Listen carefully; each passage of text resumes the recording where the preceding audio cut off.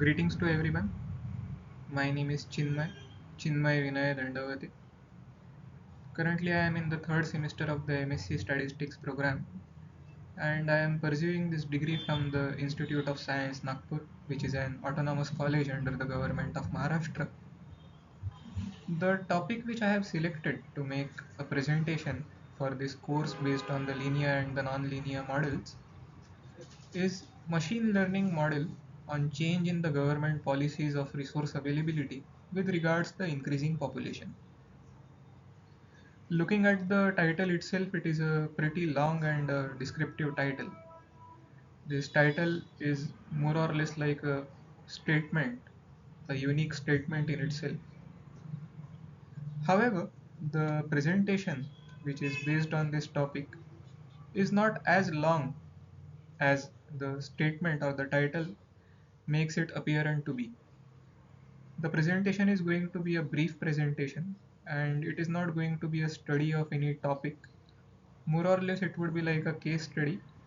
And another demarcating and distinguishing property of this presentation is going to be that as compared to the presentations which I have made so far, where statistics is the pivot topic or the central topic, here statistics would be an offshoot to the major topic, which would be of economics and the study of resource availability and the further policy making on the basis of the available resources and so on.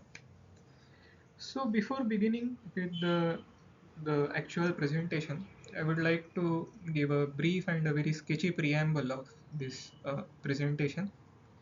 This presentation is going to consider as to how statistics can be one of the many instruments to decide as to what should be the government policies of resource availability, and machine learning would be a practical tool of statistics being an instrument. So firstly, we would be dealing with what is the necessity to analyze the resources. Further, we would be considering a sample. We would be uh, substituting, or we would be feeding that data to Python. Here Python would be considered as the tool, and we would be doing the prophecy and the prediction as to how much resources would be available at a given point of time. So now we move to the presentation. So before beginning with the actual presentation, the most important thing is to have the conscious knowledge as to what is the importance of analyzing the government policies for the resource availability. What are the reasons why these government policies need to be analyzed? So here are a few of the many reasons why the analysis needs to be done. So firstly, we should have an informed decision. In a country like India, which has such a wide demographic profile and has such a diversity in terms of the cultural identities, religious identities, economic identities, and so on, the decision most certainly needs to be informed, and thus the policies need to be made evidence based. That is, we need to understand and we need to go deep into the understanding as to what is the relationship between the policies, the resource availability, in terms of the raw products, in terms of the natural resources, in terms of the crude oil, and the growth of the population at the current moment, at the current annual year, and the professed and the foreseen growth of population in the upcoming years. The policymakers can make informed decision as to how this issue of growing population can be addressed.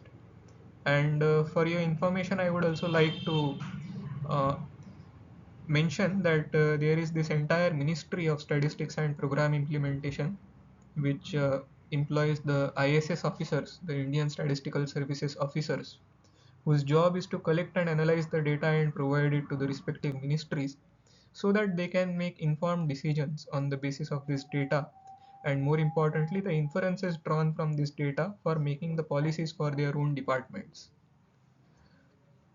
The second reason why this analysis needs to be done is of the resource allocation. Effective resource allocation ensures that the resources are distributed efficiently, and this also ensures that we reduce the waste or the useless precipitates of any process, be it an industrial process and the outcome is improved, that is the ratio of the input to output is close to 1 if not completely 1, because it is completely exact 1 in the ideal process and no process can be ideal in the practical terms. So we can try and make sure it is close to 1.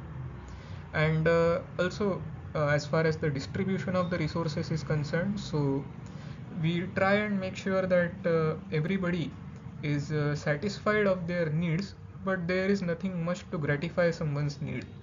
That is, we should make sure that it should not be the case in any country that rich are becoming or powerful are becoming more and more powerful by amassing uninterrupted wealth, and the poor and downtrodden are becoming more and more poor because they are deprived of their share in the society. Third one being the most important concern these days, sustainable development. We need to manage our resources such that our needs need not be the reason why our future generations are supposed to compromise with their daily necessities. We need to analyze the impact of the policies on resource availability, and this helps ensure the sustainable resource management, and this also reduces the risk of the resource depletion and the environmental degradation, especially in case of the non-renewable resources. Fourth one being the population planning. We need to understand the relationship between the population growth and the resource availability. With a country like India, which has now bagged the first position with regards to the population, this again is a rising concern, because we need to understand that the number of resources, especially in terms of land or in terms of trees, in terms of crude oil, in terms of water, in terms of many other non-renewable resources, or for that matter to some extent the renewable resources, they can have a certain lower limit, but they have a fixed upper limit as well. That is, we can't produce these resources beyond a certain upper limit, and thus we need to even consciously decide as to what should be the population upper limit. The another reason being the better health outcomes. By ensuring the access to essential resources like clean water, sanitation, healthcare, the policymakers can improve the health outcome and reduce the mortality rates. We can have a detailed pixelation in terms of the health ailments which certain population is facing, and the health facilities can be introduced accordingly. We can also ensure economic growth. Effective resource management and population planning can contribute to economic growth by reducing the strain on the resources and improving the productivity. We can have an enhanced accountability by analyzing the impact of the policies on the resource availability. This promotes transparency and accountability in the government decision making, ensuring that the policies are effective and they are equitable. And last but certainly not the least, future planning. Every country needs to secure a safe future for its citizens. So, by analyzing the trends and relationships between the policies, the resource availability, and population growth, the policymakers can anticipate as to what are the future challenges and can develop the proactive strategies to address them as well.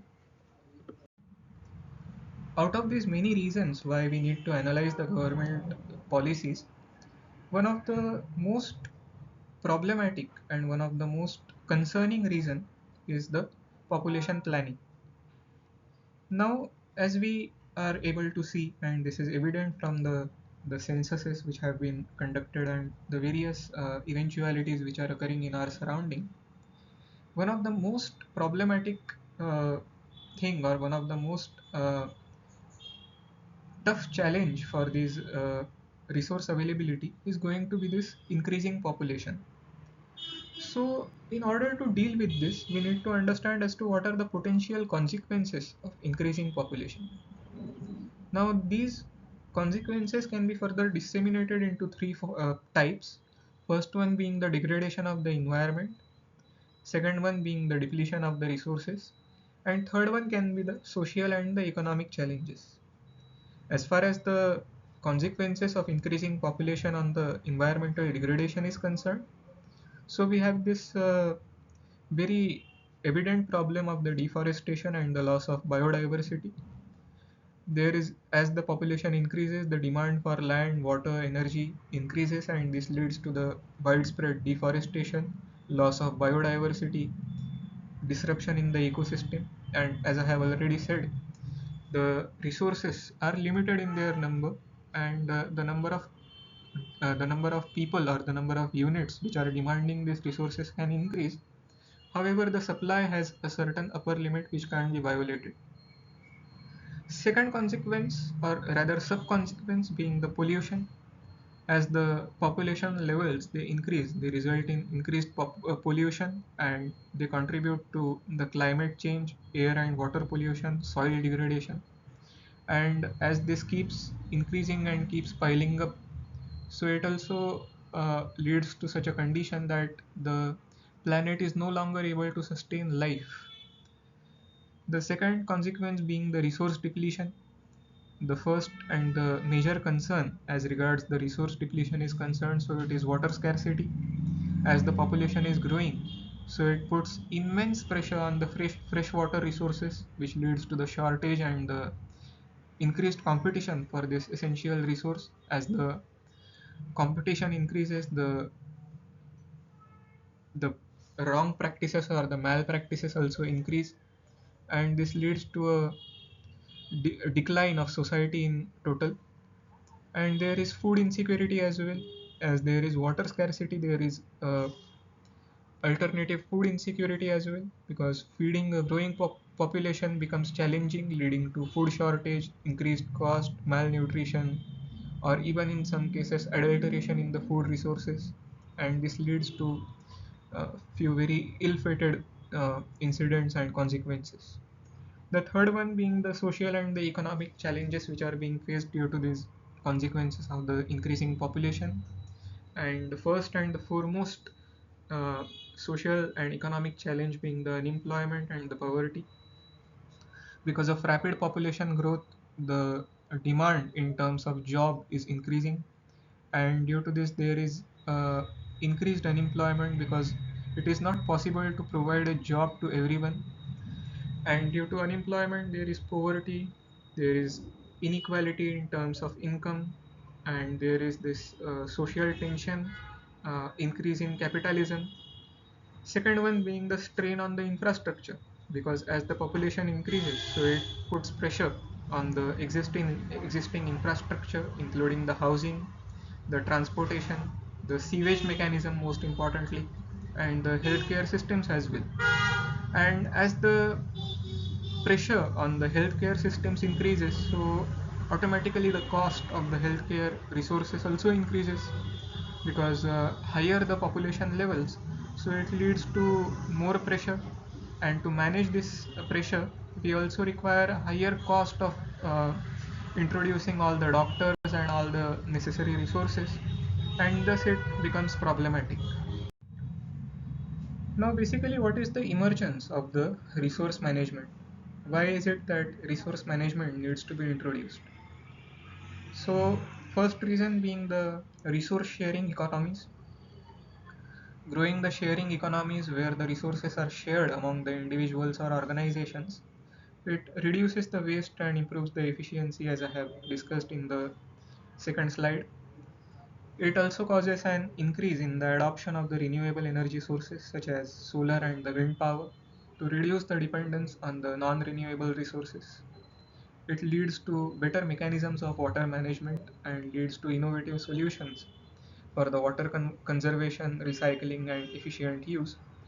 And also, it leads to waste reduction and a motivation to recycling, where the advanced waste management system, including the recycling and the upcycling, is introduced to minimize the waste and to promote the sustainable consumption.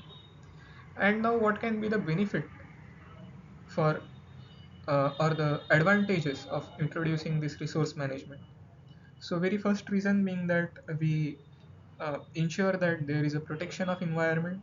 We reduce the impact of the increasing population on the environment, including the decreased emission of the greenhouse gases and decreased pollution. Second one being the economic benefits. We increase the efficiency of the business market. We introduce new business opportunities.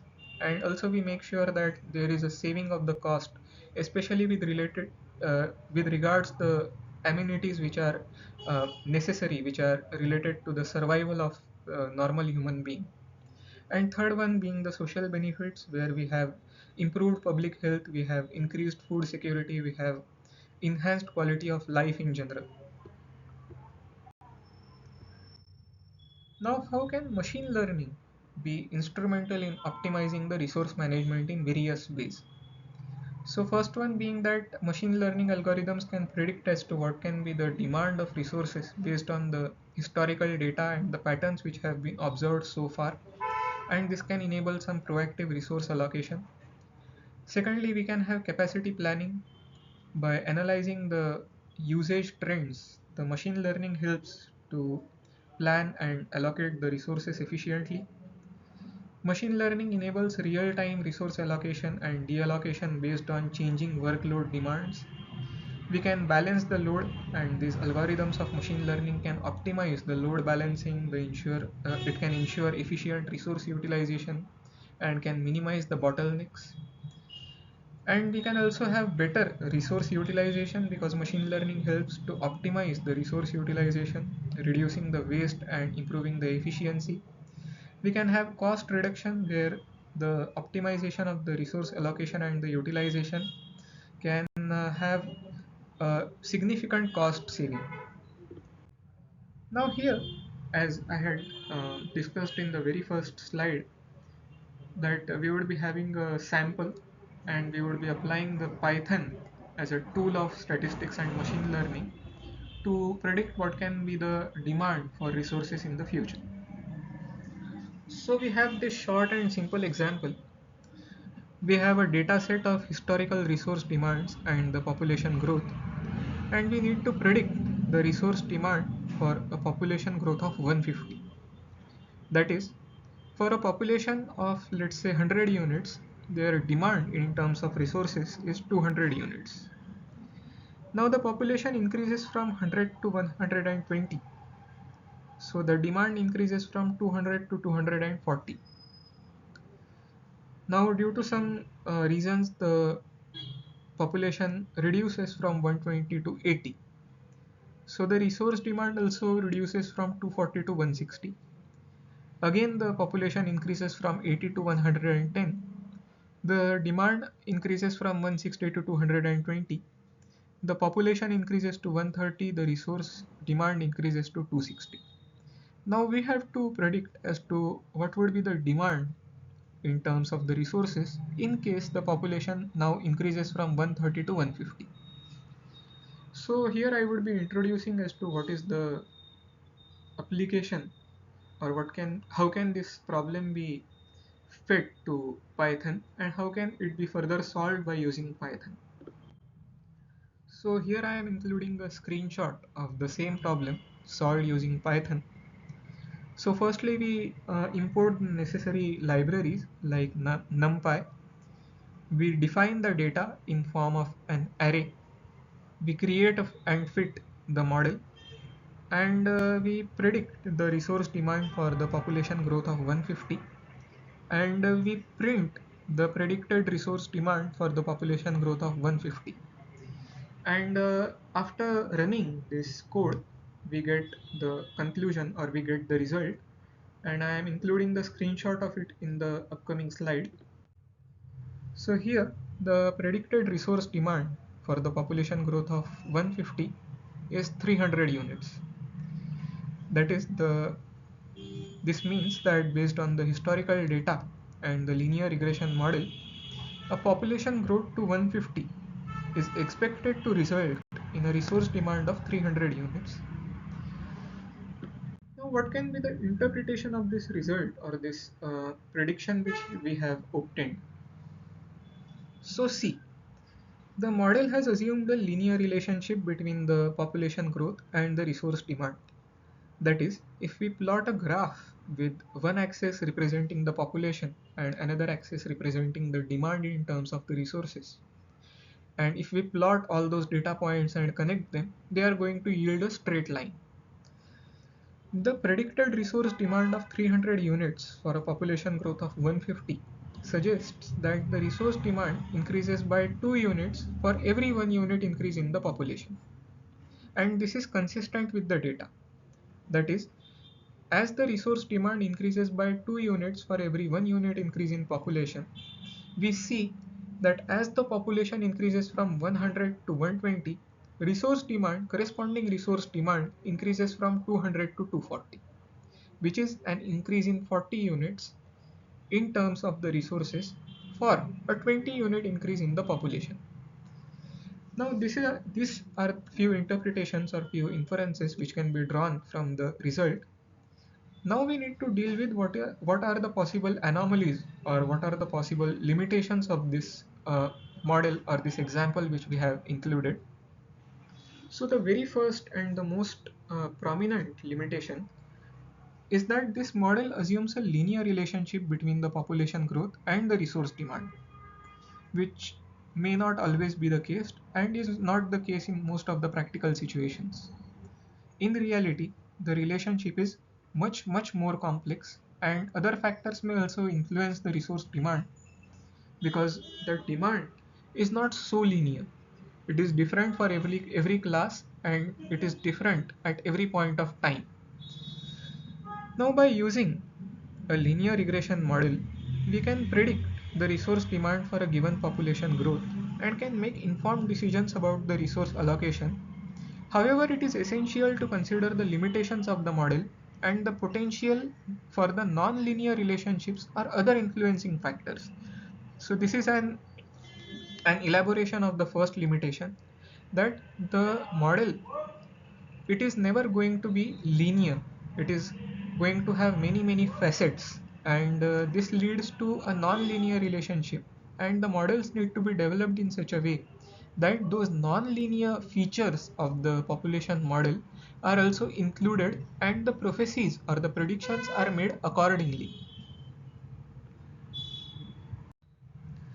Now this case study which I am discussing, it is a short and a brief exercise, and thus I have not included the non-linear model.